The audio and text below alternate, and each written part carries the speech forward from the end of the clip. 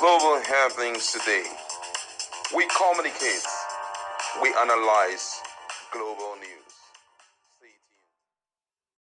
Hello beautiful people, welcome back to our channel. Some few days back, a day ago actually, PeterObi came all out and told Nigerians how he had a very fruitful discussion with Goodluck Jonathan. There have been pressure from the former president to throw himself in the political ring again, where they believe that he has one term and he has what it takes, to unite Nigeria back and take Nigeria from where it is. As we speak, a lot is happening, and there seems to be a new strategy being adopted by top politicians.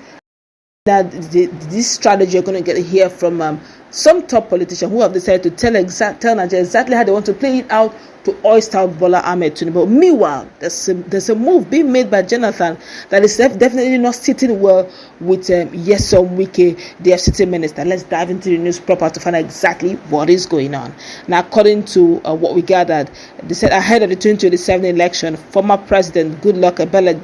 Goodluck Jonathan is reportedly moving forward with plans to contest in 2027 presidential election, according to sources close to him. Now, to navigate potential challenges from pro-government operatives, Jonathan's supporters have been meeting discreetly outside Nigeria. Now, these gatherings focus on consolidating his support base within the People's Democratic Party and addressing what insiders are calling the Nyesom Wike problem. So they're actually meeting abroad outside Nigeria so that Nyesom Wike does not have preview to what they intend to do.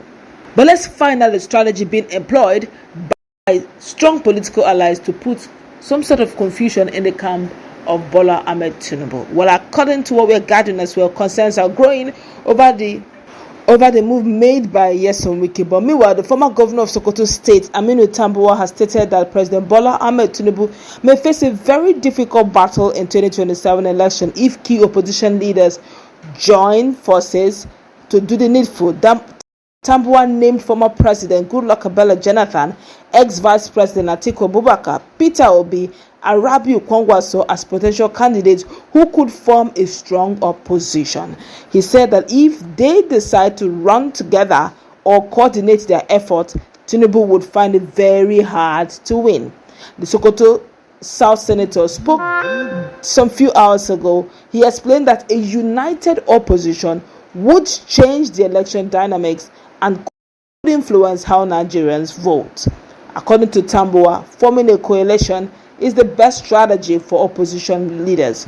He also says such an alliance would strengthen their chances and make it easier to challenge the ruling party. He said the presence of experienced politicians like Goodluck Jonathan, Atiku, Obi, and Kwankwaso in a coalition will shift voters' preferences. Tambuwal stated that the combination of their influence and their experience could be decisive in the election outcome. It will be easier for the opposition to form an alliance to defeat Tinubu, but if Tinubu, Jonathan, Atiku, PeterObi, and Kwankwaso run in the same election, that will be difficult for Tinubu to win. When this happens, the dynamics will be different and a lot of things will change the way people will vote, he said. But meanwhile, concerns are growing over the credibility of the upcoming 2027 general elections as fresh revelations from insiders within the Independent National Electoral Commission (INEC) suggest that a coordinated plot to manipulate the process is already underway. Unless urgent corrective measures are instituted by the National Council of State, that's NCOS, civil society organizations, the international community, and both local and foreign election observers, the polls could become the most compromised in the nation's democratic history, multiple sources have confirmed. According to the findings, powerful politicians have allegedly infiltrated INEC structures, designing a multifaceted rigging agenda to compromise the integrity of the exercise.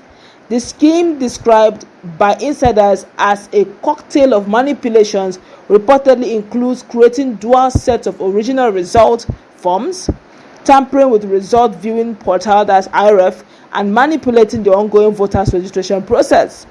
A senior source within INEC explained that the plan involves producing two sets of Form EC8 series covering polling units EC8A, wards EC8B, and local governments EC8C. One set will be publicly displayed at polling units, while the second set will be secretly deployed to alter outcomes in strategically selected areas. The strategy is to manipulate transparency by producing parallel results and manipulating what is uploaded to IREF, the source said. Investigations also revealed deliberate breaches of operational protocols designed to create discrepancies between what is recorded at polling stations and what is electronically transmitted. Now, these analysts say exposes structural vulnerability that undermine the very technology intended to safeguard electoral credibility.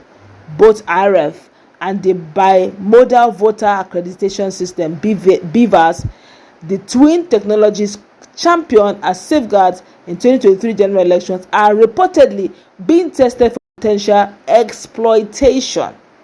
One insider alleged that during off-cycle governorship election in Kogi, which was in November 2023, Ondo November 2024, and Edo September 2024, pre-prepared results were uploaded to IREF before the close of voting. Civil society groups monitoring the Edo election also documented instances where the number of votes declared exceeded accredited voters' total, clear signs of electoral manipulation.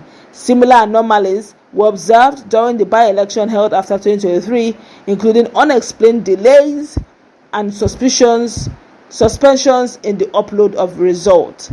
In some constituency, parallel original sheets allegedly prepared by partisan operatives were used to certify results. Beyond result management, the voter registration process itself has come under scrutiny. Findings show that some newly created polling units are deliberately populated with low voter numbers, creating artificial strongholds where partisan supporters can be concentrated, while making it difficult for rival parties to mobilize effectively. Amid these revelations, fresh political maneuvers are also emerging around the leadership of INEC. It is gathered that some influential figures are considering lobbying for a suitable replacement for the current chairman, Professor Mahmood Yakubu. A short list of names, including some former national commissioners and resident electoral commissioners, RECs, is reportedly in circulation. However, critics argue that many of those being positioned for consideration do not have a clean record from their previous tenures. Some of these individuals failed to inspire confidence when they served as commissioners, one source noted. Under the 1999 Constitution as amended, the appointment and removal of INEC chairman, national commissioners, and RECs are governed by Section 153, Sub 1, and the third schedule. Now, these provisions stipulate that such appointment must be made by the president, subject to Senate confirmation and in consultation with NCOS. My God, Nigeria is in it. Now, despite this, some President Bola Tinubu's recent appointments of national commissioners and RECs did not follow the constitutionally mandated consultation process. Now, these appointees have since been confirmed by the Senate and sworn into office. Let's meet in our comment section. What's your take?